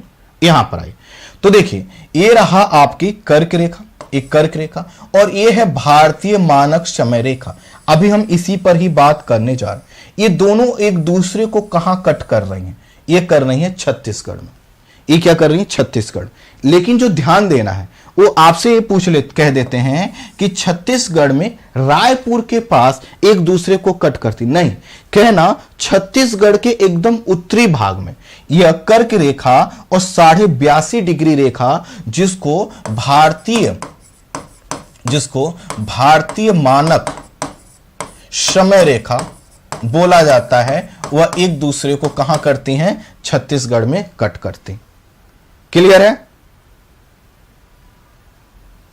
ठीक है, एक सेकेंड। कर्क रेखा के दक्षिण के भागों पर सागरी प्रभाव अधिक। अब देखिए अगला जो पॉइंट है, ये भी शानदार पॉइंट है, इसको समझिए।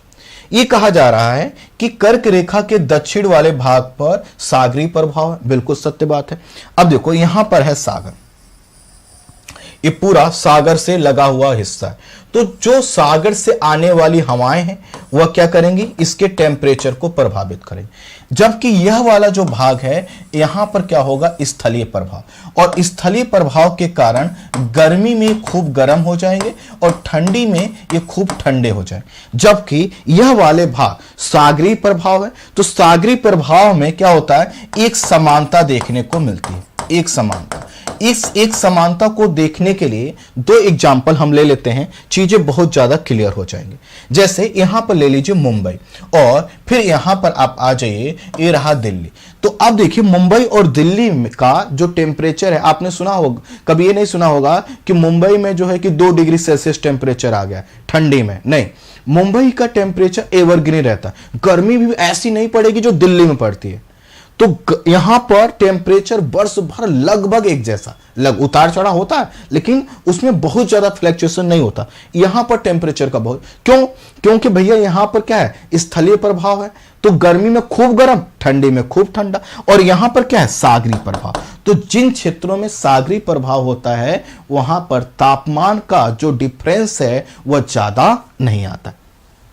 ठीक है, भारत का सर्वाधिक औसत तापमान एवं न्यूनतम औसत तापमान भी कर्क रेखा के उत्तर ही। अब देखो यहां पर क्या पॉइंट लिखा है, यहां पर पॉइंट यह लिखा हुआ है, ये कह रहे हैं कि कर्क रेखा के उत्तर ही सर्वाधिक गर्म भाग मिलेगा और सर्वाधिक ठंडा। तो देखो सर्वाधिक ठंडा क्षेत्र कौन सा है, हमारा यह वाला क्षेत्र, लद्दाख वाला क्षेत्र। सर्वाधिक गर्म भाग कौन सा है, यह वाला भाग। अर्थात सर्वाधिक गर्म और औसतन, देखो अगर हम ये देखें कि राज्यों को लें, भारत के सभी राज्यों के लें और देखें औसतन सबसे गर्म कौन रहा, तो राजस्थान हमको सबसे गर्म मिलेगा। अच्छा, सबसे ठंडा लद्दाख है, यहां पर तो गर्मी नाम मात्र की पड़ती है, बाकी तो ये क्या है, ठंडा ही ठंडा है। तो ये दोनों ही स्थान सर्वाधिक गर्म और न्यूनतम तापमान वाले दोनों स्थान कर्क रेखा के उत्तर में है। क्यों? क्योंकि कर्क रेखा के दक्षिण में तो सूर्य की किरणों का प्रभाव पड़ता रहता है और सूर्य की किरणों के प्रभाव के साथ साथ सागरी प्रभाव है। तो जब सागरी प्रभाव है तो ये टेम्परेचर को बहुत ज्यादा डाउन नहीं जाने देता। ठीक है, और जब यहां पर सूर्य की किरणों का प्रभाव है, वो सूर्य की किरणें यहां के टेम्परेचर को भले ही बढ़ाने का प्रयास करती हैं, लेकिन सागरी प्रभाव उसको क्या करता है, रोके रखता है। सागरी प्रभाव टेम्परेचर को बहुत ज्यादा बढ़ने नहीं देता। अगर सागरी प्रभाव नहीं होता तो टेम्परेचर क्या हो जाता, यहां का बढ़ जाता। क्लियर है यहां पर? और जो सूर्य की किरणें यहां पर लंबवत हो रही हैं, उसकी वजह से यहां पर ज्यादा ठंडी नहीं पड़ सकती है। चलो आगे बढ़ते हैं। अब आ जाते हैं भारत के मानक समय रेखा। तो आई थिंक जो हमारा कर्क रेखा का डिस्कशन है ये पूरा हुआ। कर्क रेखा को हमने समझ लिया, क्लियर है। कर्क रेखा से संबंधित कोई प्रश्न तो नहीं है किसी का? कर्क रेखा से संबंधित जितने प्रश्न थे या जितने भी कॉन्सेप्ट थे वो सब मैंने डिलीवर कर दी। अब हम आ जाते हैं मानक समय रेखा पर, ठीक है। सब लोग समझ में आया कि नहीं, बताइए एक बार। सब लोग बताइए।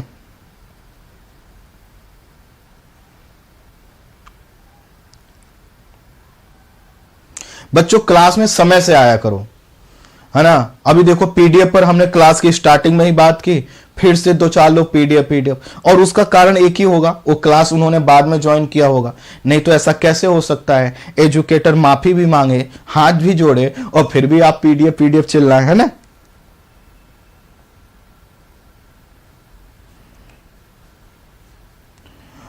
एक स्टूडेंट सर इलाहाबाद के पास नैनी में क्या है? अरे बाप रे, इतना खतरनाक प्रश्न अमित जी कहां से लेकर आए? हमको क्या पता है इलाहाबाद के पास नैनी में क्या है? हमने तो सुना था जेल है वहां पर वहां पर जेल है। मतलब कुल मिलाकर वही सुनना चाहते हो ना, कि वहां से क्या गुजरती है? भारतीय मानक समय रेखा गुजरती है, ऐसे कुछ सुनना चाहते हो?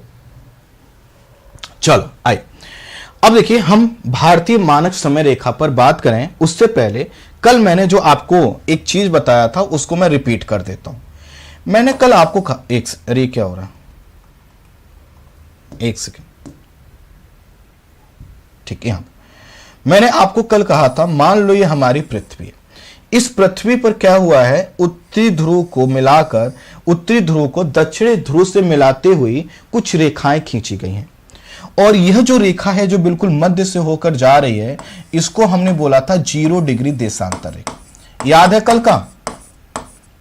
मैंने अक्षांश और देशांतर रेखा कल इसीलिए करवा दिया था कि आज इनका हमें यूज करना है, और जिन लोगों ने देखा होगा उनका पूरा कॉन्सेप्ट क्लियर होगा। देखिए मैंने ये कहा था कि ये रेखा है, और इस रेखा के ऐसे करके ऐसी रेखाएं खींची गई, ठीक है। इस तरह से रेखाएं हमें देखने को मिलती। इन रेखाओं को बोलते हैं देशांतर रेखा, इनको बोलते हैं देशांतर रेखा। मैंने ये कहा था कि यह जो रेखा है, जो मेन रेखा 0 डिग्री, इसके इधर का जो भाग है इसको बोलते हैं पूर्वी गोलार्ध, और इसको बोलते हैं पश्चिमी गोलार्ध। ठीक उसी तरह से जैसे यह जो हमारी रेखा है, यह रेखा जो ऐसे क्षैतिज रूप, इसके उत्तर के भाग को बोलते हैं उत्तरी गोलार्ध, और इसको बोलते हैं दक्षिणी गोलार्ध। मैंने आपको यह बताया था कल कि जो देशांतर रेखा हैं, इन्हीं देशांतर रेखाओं के आधार पर जो है कि हम समय की गणना करते हैं। अर्थात जैसे कि हम कहें, आपने सुना होगा कि सूर्य अपनी जगह पर स्थिर है, और जो पृथ्वी है वह पश्चिम से पूर्व की ओर घूम रही है। तो आप सुनते होंगे कहीं पर सुबह जल्दी होता है, शाम जल्दी, कहीं पर सुबह जल्दी हो जाता है और कहीं पर लेट में होता है। तो इसके क्या कारण है, कल मैंने ये समझाया था, उसी से जुड़ा हुआ आज का भी हमारा टॉपिक है। तो आइए अब मैं इस डिस्कशन को, तो सबसे पहले हमें क्या करना है, भारत के मानक समय रेखा को समझना है। भारत के मानक समय रेखा को समझने से पहले हमें यह समझना होगा कि आखिर ये मानक समय क्या होता है, क्या होता है। अब देखिए यह हमारा देश है, ठीक। अब यहां पर ये जो भाग है ना, ये जो भाग है हमारे देश का सबसे पूर्वी, चूंकि पृथ्वी क्या होती है, चलो एक सेकंड यहां पर दो, एक सेकंड रुकिए यहां पर आइए। जैसे कि हमने कहा हमारी जो पृथ्वी है, हमारी पृथ्वी क्या करती है, 24 घंटे में एक चक्कर पूरा घूम जाती, अपने अक्ष पर एक चक्कर लगा लेती है, अपने अक्ष पर। और एक चक्कर लगा लेने के ही कारण तो क्या होता है, दिन और रात होता है, यही हमने देखा था, है ना। अर्थात ये जो हमारी पृथ्वी है ना, ये क्या करती है, ये पश्चिम से पूरब की ओर घूमती है, ऐसे घूम रही। और ऐसे में जो भाग पूरब में है, मान लो यहां पर सूर्य है, और जो भाग क्या होगा, पूरब में होगा, तो जो भाग सबसे पूरब में है, ये क्या कर दिया हमने, 0 डिग्री देशांतर रेखा, इसके इधर का भाग पूर्वी। अब जो भाग यहां सूर्य के सामने होगा वहां पर क्या होगा, प्रकाश पहले पड़ेगा, और जो भाग पीछे की ओर होगा, है ना, जैसे मान लो यहां पर एक लाइट ऐसे पड़े, यहां पर एक लाइट पड़े, अभी लाइट यहां पर पड़ रही, मैं धीरे धीरे धीरे धीरे धीरे जैसे जैसे घूमूंगा तब यहां पर जाकर लाइट पड़ेगी, राइट, और जब मैं घूमकर फिर से ऐसे आ जाऊंगा फिर से यहां पर लाइट पड़ेगी। अब मान लो ऐसे ही पृथ्वी भी तो ऐसे ही घूम रही है ना, सूर्य तो अपनी जगह पर फिक्स है, और इस प्रोसेस में कितना लगता है, 24 घंटा। तो इसी के कारण कहा जाता है कि जो स्थान पूर्व में है वहां पर सूर्योदय पहले होता है, और होता भी है, ठीक है। तो 24 घंटे में हमने कल बताया था, ये कैलकुलेशन बस 2 मिनट में समझा रहा हूं। हमने कहा कि 24 घंटे में जो हमारी पृथ्वी है वह एक चक्कर लगा लेती है, अर्थात 360 डिग्री घूम जाती है। इसका मतलब यह है कि अगर मैं इसको डिवाइड कर दूं तो मुझे पता चलेगा कि पृथ्वी 1 घंटे में 15 डिग्री घूमती है। तो 1 घंटे में पृथ्वी क्या कर रही है, 15 डिग्री। अगर मैं इसको और मिनट में कन्वर्ट करूं तो 1 घंटे में होता है 60 मिनट, ठीक। अब 60 मिनट को फिर मैं इसको क्या करूं, ये देखूं तो मुझे पता चलेगा कि प्रत्येक 4 मिनट पर हमारी पृथ्वी 1 डिग्री क्या होती है, घूम जाती है। 1 डिग्री क्या होती है, घूम जाती है, यही पता चलेगा। और इसी आधार पर मैंने कल आपसे कहा था कि समय का निर्धारण होता है। जो स्थान अधिक पूरब में होगा वहां पर क्या होगा, सूर्योदय पहले होगा। अब देखो इसको मैं क्या करता हूं, इस वर्ल्ड के मैप को यहां पर मैं ले लेता हूं। तो कल मैंने आपको बताया था कि इधर से इधर ऐसी जो देशांतर रेखाएं हैं, चूंकि हमारी पृथ्वी क्या है, 360 डिग्री की है, तो उस पर कितनी रेखाएं खींची जा सकती हैं, 360 रेखाएं। और इधर 360 में से 180 इधर खींची जा सकती हैं, 180 इधर खींची जा सकती। जिन लोगों ने कल की क्लास नहीं देखी है वो देख लेंगे, और जब देख लेंगे तब फिर देखना बिल्कुल जो है कि एक रत्ती भर का कोई डाउट नहीं होगा। मैंने आपको कल भी बताया था, मान लो यह 0 डिग्री देशांतर रेखा, और यहां पर 180 डिग्री पूर्वी देशांतर, 0 डिग्री देशांतर 180 डिग्री पूर्वी देशांतर, और यह है 180 डिग्री पश्चिमी देशांतर। तो मैंने आपको कल बताया था कि यह हमारा सूर्य। अब जब सूर्य है तो सबसे पहले यहां पर सूर्योदय हुआ। यहां पर जब सूर्योदय हो गया तो इसके कितने देर बाद, कितनी देर बाद यहां पर सूर्योदय होगा, तो देखो अंतर कितना है, 180 डिग्री। तो 1 घंटे में पृथ्वी क्या करती है, 15 डिग्री घूमती है।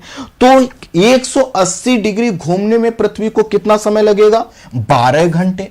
और अर्थात जब पृथ्वी 12 घंटे तक घूमेगी तो ये वाला भाग इसके सामने आएगा, ये वाला भाग, और यहां पर सूर्योदय होगा। जब यहां पर सूर्योदय होगा इसके 12 घंटे बाद यहां पर सूर्योदय होगा, क्योंकि दोनों में डिफरेंस कितने का है, 180 डिग्री का। और जो है कि 180 डिग्री का है, और 1 घंटे में पृथ्वी क्या करती है, 15 डिग्री घूमती है। कल मैंने ये बताया था। अब देखो यह हमने क्या समझ रहे हैं हम लोग कि देशांतर के आधार पर समय डिसाइड होता है। मान लो यहां पर सूर्योदय हो गया, इसके 15 डिग्री इधर कोई स्थान है, तो इसकी वैल्यू कितनी होगी, 165, है ना, कितना होगा, 165 होगा, 165 डिग्री, है ना, 165 डिग्री ईस्ट। तो यहां पर जब यहां पर सूर्योदय हो गया तो उसके 1 घंटे बाद यहां पर सूर्योदय, फिर 15 डिग्री के अंतर पर फिर से इसके यहां के तुलना में यहां पर 2 घंटे बाद सूर्योदय, और यहां के तुलना में यहां पर 2 घंटे बाद सूर्योदय होगा। यही चीज मैंने कल बताया था। अब देखो ये हमारा देश है। अब इसका जो है कि आपको पता है ये रहा हमारा पूरब और पश्चिम विस्तार, और पूरब और पश्चिम जो विस्तार है वो 68 डिग्री से लेकर 97 डिग्री के बीच में। और मैंने अक्षांशीय और देशांतरी विस्तार वाले में बताया था कि लगभग यहां पर 30 देशांतर का अंतर है, 30 देशांतर का। तो प्रश्न ये हुआ कि भैया यहां पर तो सूर्योदय क्या होता है, यहां पर सूर्योदय जल्दी हो जाता है, और यहां पर जब सूर्योदय हो गया, यहां पर सूर्योदय हो गया और सूर्योदय हो गया, लोग जग गए, और फिर 2 घंटे हो गए, उन्होंने नाश्ता उस्ता कर लिया, है ना, जो है कि घूम फिर लिए, लोगों से बातचीत कर लिया, तब यहां पर क्या हो रहा है, सूर्योदय हो रहा है। यहां के लोग अब जग रहे हैं, यहां पर सूर्योदय क्यों? क्योंकि 15 डिग्री का अंतर है। तो देखो यह जो भाग है ना, यह कहां पर है? 97 डिग्री ईस्ट, ठीक है, 97 डिग्री। तो यहां पर क्या हो गया? सूर्योदय पहले हो गया। अब सूर्योदय जब यहां पर पहले हो गया और यहां से लेकर यहां तक का जो अंतर है 30 डिग्री का है। तो मैंने अभी आपको बोला 15 डिग्री में पृथ्वी 15 डिग्री घूमने में 1 घंटा लेती है, तो 30 डिग्री घूमने में कितना समय लेगी पृथ्वी? 2 घंटा। तो जब पृथ्वी घूमकर यह वाला हिस्सा किसके? सूर्य के सामने आएगा, तभी तो यहां पर सूर्योदय होगा। तो अब दिक्कत यह है कि भाई समय कौन सा माना जाए? यहां के लोगों ने कहा कि हम जग गए हैं, सब लोग जग जाओ, सूर्योदय हो गया। ये लोग कह रहे हैं अभी रात है भाई। यहां के लोग 4 बजे जग गए, 4 बजे यहां पर सूर्योदय हुआ, ये लोग जग गए। अब यहां के लोगों, यहां के व्यक्ति ने क्या किया? यहां के लोगों को फोन किया, जगो जगो जगो, भारतवासियों सब लोग जग जाओ जग जाओ। ये कह रहे हैं क्यों जग जाओ? कह रहे सुबह हो गई। अरे ये कह रहे हैं हमारे यहां भी रात के 2 बजे हैं, रात के 2 बजे हैं। कह रहे अरे नहीं, झूठ बोल रहे हो तुम। वो लोग कहेंगे नहीं झूठ बोल रहे हो, हमारे यहां तो सुबह हो गए। तो इनका कोई पढ़ा लिखा आदमी होगा तो कहेगा रुको रुको, पृथ्वी अभी घूम रही है ना, 24 घंटे में दिन रात होता है। तो अभी हमारा जो यह वाला हमारा भाग है, घूमकर जब सूर्य के सामने आएगा तब हमारे यहां सूर्योदय हुआ, तब 4 बजेगा। तो ये कहेगा हम 2 घंटे अब क्या करें? तो कहें तुम जाओ 2 घंटे घूमो, 2 घंटे घूमो। अब देखो एक चीज और देखो, हमारे यहां पर सरकारी काम क्या होता है? सरकारी जो काम होता है वो 10 बजे ऑफिस खोलते हैं ना, जितने भी गवर्नमेंट जो होते हैं वो 10 बजे ऑफिस जो होते हैं वो 10 बजे खोलते हैं,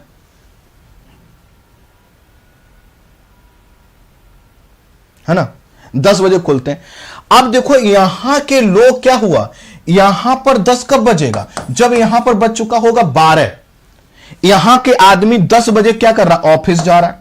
तो इसके लिए तो 10 बज रहा है, इस आदमी के लिए तो 12 बज चुका है ना दरअसल, क्योंकि ये 2 घंटा सब कुछ आगे चल रहा है। अब ये 12 बजे तक बैठा रहता है, मतलब ये 4 ही बजे जग गया है। अब ये क्या करे? बैठा घूम रहा है, फिर रहा है ना। और ये आदमी अभी कुछ देर पहले जगह, खाया पिया, अब ऑफिस जा रहा है। अब दिक्कत यह हुई कि भाई समय का निर्धारण कैसे किया जाए। तो इन्होंने कहा कि देखो भाई हम तो वही समय मानेंगे जब यहां पर सूर्योदय, सूर्य की किरणें जब लंबवत पड़े, सूर्योदय हो जाए, तो वही क्या होगा? सूर्योदय का टाइम। तो इन्होंने कहा कि ठीक है हम भी ऐसे मान लेंगे। तो इन्होंने अगर आप क्या किया, सूर्य की किरणों के हिसाब से अगर यह अपना समय घड़ी में मेंटेन करें तो यह इनका कहलाएगा स्थानीय समय। अर्थात किसी स्थान पर जब सूर्योदय हो रहा है उसके हिसाब से अगर कोई घड़ी मैच करता है तो वह स्थानीय समय। अब देखो यहां पर सूर्योदय अलग होगा, यहां पर 4 बजे हो गया, तो इस स्थान पर जब सूर्योदय हुआ उसके 1 घंटे बाद यहां पर सूर्योदय, यहां पर जब सूर्योदय हो गया तो इसके 1 घंटे बाद यहां पर सूर्योदय, और इसकी तुलना में यहां पर सूर्योदय 2 घंटे बाद होगा, है कि नहीं? अब सब लोगों का स्थानीय समय अलग अलग। अब इससे क्या होगा? कैसे काम काज चलेगा? तो भारत ने कहा कि नहीं नहीं नहीं, इसमें बड़ी दिक्कत है। तो भारत ने कहा ऐसा करते हैं कि हम एक रेखा ले लेते हैं जो देश के मध्य भाग से हो, और जब यहां पर 5 बजेगा तभी सब जगह 5 बजेगा, जब यहां पर 10 बजेगा तभी सब जगह 10 बजा हुआ माना जाएगा। तो इसने कहा हमारे साथ तो धोखा हो गया, तुम्हारे यहां जब 10 बज रहा है तब हमारे यहां 11 बज चुका है, हमारा 1 घंटा खराब हो गया। अब इसको दिक्कत क्या है? इसको दिक्कत क्या है? अब देखो 10 बजे जब ऑफिस खुलेगा तो 10 से 5 ऑफिस हुआ ऑफिशियल टाइम, तो यह तो पहले ही जग चुका था, अब करे तो क्या करे? और जब 5 यहां पर बजेगा तभी ये भी अपनी घड़ी में 5 बजता हुआ देखेगा। लेकिन इसके यहां तो एक्चुअल में क्या बज चुका है? 6 बज चुका है कि नहीं? 6 बज चुका है।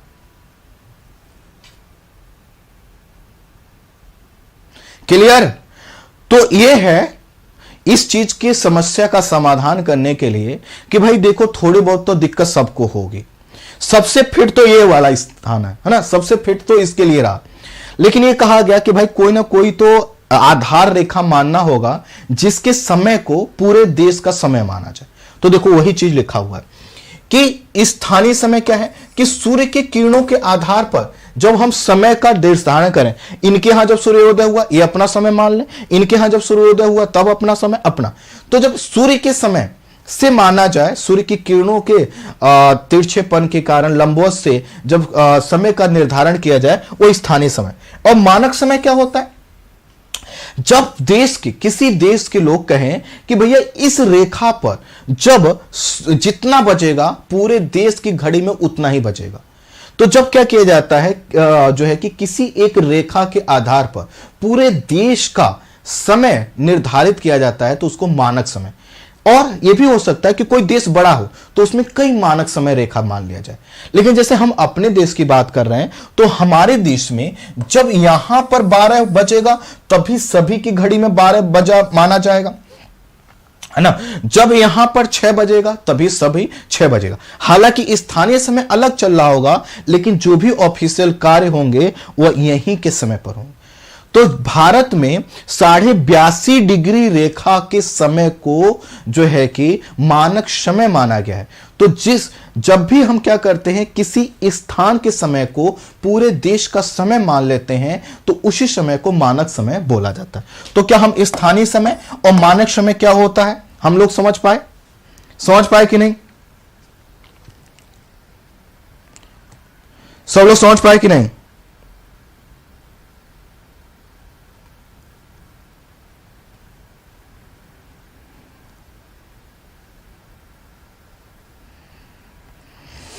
यहां तक क्लियर हो गया?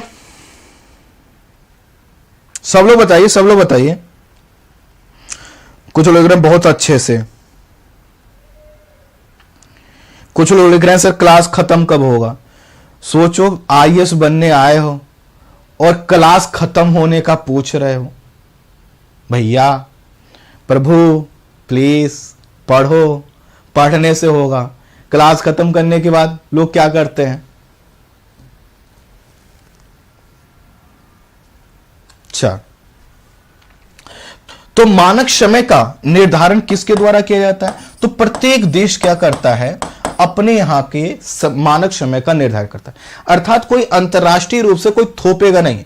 अमेरिका नहीं कहेगा, ब्रिटेन नहीं कहेगा कि तुम मानक समय हमारे हिसाब से डिसाइड करो। भारत कहेगा तुम कौन हो, हम अपना मानक समय अपने हिसाब से।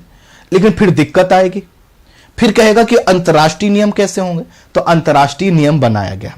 अंतर्राष्ट्रीय नियम के अनुसार मानक समय रेखा का निर्धारण 7.5 डिग्री के गुणक में, अर्थात 7.5 डिग्री। जैसे मैंने आपको बोला था कि 15 डिग्री पृथ्वी को घूमने में लगता है 1 घंटा और 7.5 डिग्री घूमने में पृथ्वी को कितना लगेगा? 30 मिनट। तो भारत मतलब विश्व का यह कहना है कि कोई देश जैसे भारत चाहे तो यहां के मानक समय को मान सकते, यहां के समय को मानक समय मान ले, यहां के समय के मानक समय को मान ले, लेकिन वह 7.5 के गुणक पर है। अर्थात मिनट और घंटे का सही गणना हो सके इसके लिए जरूरी है कि हम 7.5 डिग्री के डिफरेंस पे, जैसे मान लो भारत ने 82.5 रखा है। प्रश्न आएगा 82.5 ही क्यों? तो देखो हमने कहा एक रेखा कल हमने बताया था 0 डिग्री देशांतर रेखा। 0 डिग्री देशांतर रेखा को ही ग्रीनविच रेखा बोला जाता है और प्रधान मध्याह्न रेखा बोला जाता है।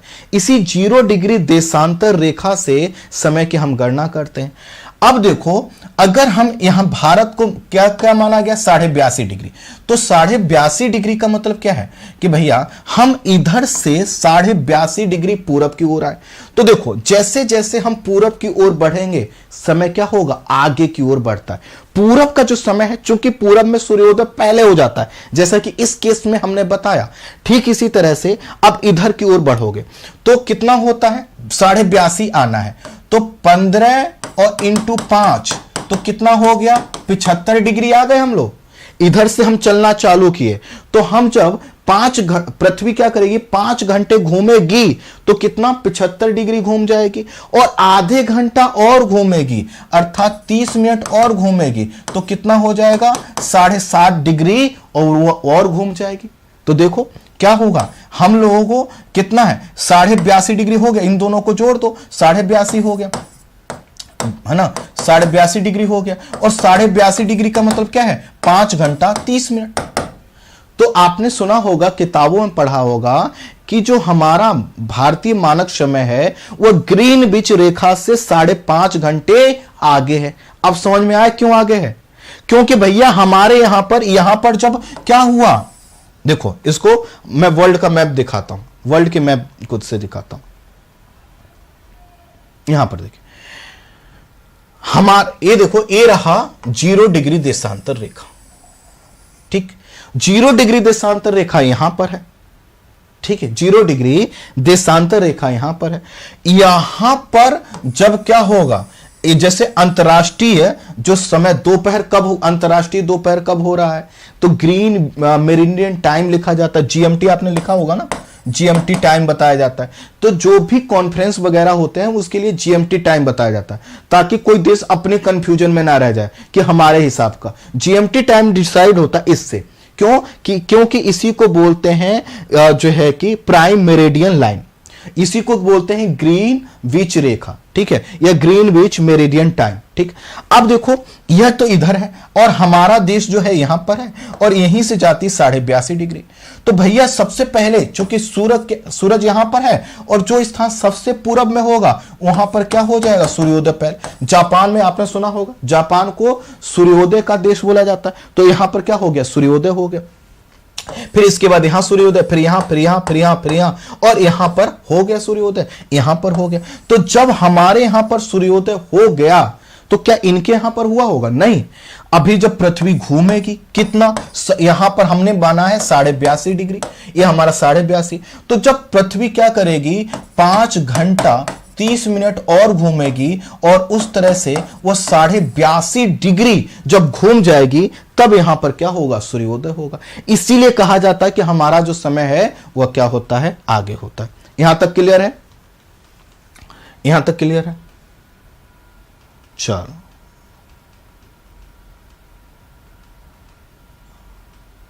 ठीक। भारत ने अपना मानक समय रेखा 82.5 को ही क्यों माना है? ये अच्छा, हमने जो 82.5 डिग्री को भारतीय मानक समय रेखा डिसाइड किया वह कब किया, 1947 में। उससे पहले हमारे यहां पर अंग्रेजों का शासन था और अंग्रेज 3 मानक समय मानते थे। इधर वाले भाग के लिए उन्होंने क्या किया था, बॉम्बे मानक समय माना था। इधर वाले भाग के लिए कोलकाता मानक समय रखा था और तीसरे के लिए यहां पर असम के लिए जो चाय के बागान थे उसके लिए उन्होंने जो कि तीसरा मानक समय रेखा मान रखा था। वह भारतीयों से अधिक काम करवाना चाहते थे, इसीलिए उन्होंने 3 मानक समय रेखा मान रखा था। लेकिन भारत ने इसमें कठिनाई महसूस की और एक यूनिटी दिखाने के लिए जरूरी था कि हम एक रेखा को क्या करें, सब लोग उस पर सहमत हों। तो भारत ने क्या किया, ये डिसाइड किया कि भैया इधर से आधी दूरी तय करो, इधर से आधी दूरी तय करो, बीच में ये रेखा पड़ती है और अंतरराष्ट्रीय जो नियम है 7.5 डिग्री का वो भी पूरा हो जाता है। इसीलिए इसको हम लोग क्या करते हैं, रेखा मान लेते हैं। अर्थात 15 डिग्री भारत इधर से इधर आ जाए, 15 डिग्री भारत से इधर आ जाए, बीच वाला ये भाग है। और चूंकि ये 82.5 डिग्री पर है जो कि 7.5 के गुणक पर भी है। 7.5 का गुणक का मतलब है कि कोई रेखा जो है वह तो 7.5 डिग्री के अंतर पर हो या 15 डिग्री के अंतर पर हो या 30 डिग्री, इस तरह से 7.5 के गुणक में होनी चाहिए। तो ये दोनों कंडीशन को फुलफिल कर रहा था, इसीलिए हमने 82.5 को मान लिया। ये जो रेखा है आप देख सकते हैं, उत्तर प्रदेश, मध्य प्रदेश, छत्तीसगढ़, ओडिशा और आंध्र प्रदेश। देख लो, उत्तर प्रदेश, यहां पर मध्य प्रदेश का छोटा सा हिस्सा, ठीक है। उसके बाद देख लो छत्तीसगढ़, फिर ये उड़ीसा का ये छोटा सा हिस्सा और आंध्र प्रदेश, ठीक है। फिर से देख लीजिए, उत्तर प्रदेश, मध्य प्रदेश, छत्तीसगढ़, उड़ीसा और आंध्र प्रदेश से होकर गुजरती है। यह उत्तर प्रदेश के नैनी व मिर्जापुर से होकर क्या करती है, गुजरती है। भारत का जो मानक समय रेखा है जैसा कि अभी हमने बताया वो कितना है, ग्रीनविच समय से कितना, 5.5 घंटे क्या है, आगे चलता है। और इसी के कारण जब इंग्लैंड में क्या होगा, 12 बजेंगे, जब इंग्लैंड में 12 बज रहे होंगे, ठीक है, इंग्लैंड में जब 12 बज रहे होंगे तो भारत में कितना बजेगा बताइए। अगर वहां पर इंग्लैंड में एक दिन अनाउंसमेंट हो कि भैया इंडिया और जो है कि इंग्लैंड का मैच होने जा रहा है और वहां पर जब 12 बजेगा तब होगा, तो आप उसको भले वो मैच को लाइव 12 बजे करेंगे, लेकिन आपके यहां वो कब दिखेगा, या आपके यहां 12 कब, उनके यहां जब 12 बजा तो आपके यहां क्या बज रहा होगा? 5:30, 5:30। और इसी तरह से मान लो अगर इंग्लैंड में क्या हो, दोपहर के 2 बजे, तो भारत में क्या बज रहा होगा? 5.5 घंटा जोड़ दो, 7 घंटा 30 मिनट, है कि नहीं? क्लियर है?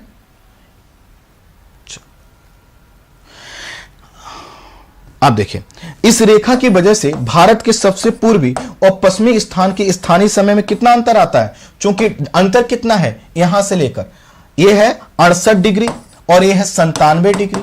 अंतर कितना है यहां पर? इधर से आइए 15 डिग्री, इधर से आइए 15 डिग्री, अर्थात 30 डिग्री का अंतर है। तो भैया देखो 30 डिग्री घूमने में, जब यहां पर सूर्योदय हो गया, उसके 30 डिग्री जब और घूमेगी पृथ्वी तब यहां पर सूर्योदय होगा, और 30 डिग्री का मतलब 2 घंटा।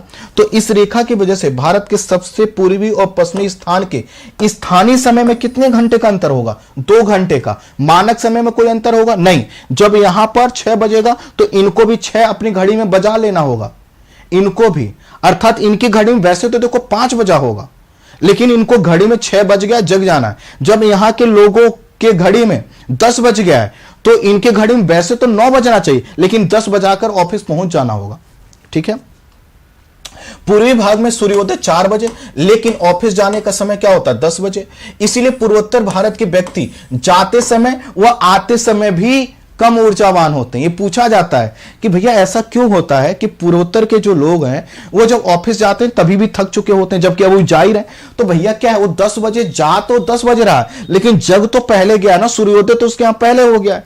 अब आप कहो सूर्योदय पहले हो गया तो ना जगे, सोता रहे, अरे ऐसा थोड़ी होता है ना। इसलिए भारत के पूर्वी और पश्चिमी और मध्यवर्ती क्षेत्र के अलग अलग मानक समय रेखा की मांग की जा रही। अर्थात कुछ लोग कह रहे हैं भैया यहां के लिए एक अलग मानक समय रेखा बता दो, यहां के लिए एक अलग मानक समय रेखा बनाओ, यहां के लिए। आपका क्या ओपिनियन है, आप मुझे बताइए, आपका क्या ओपिनियन है? क्या एक रहना चाहिए या बदलना चाहिए? ठीक है, ब्रिटिश काल के दौरान 3 मानक समय थे, बॉम्बे मानक समय, कलकत्ता मानक समय और जो है कि चाय, असम के चाय के बागान का मानक समय।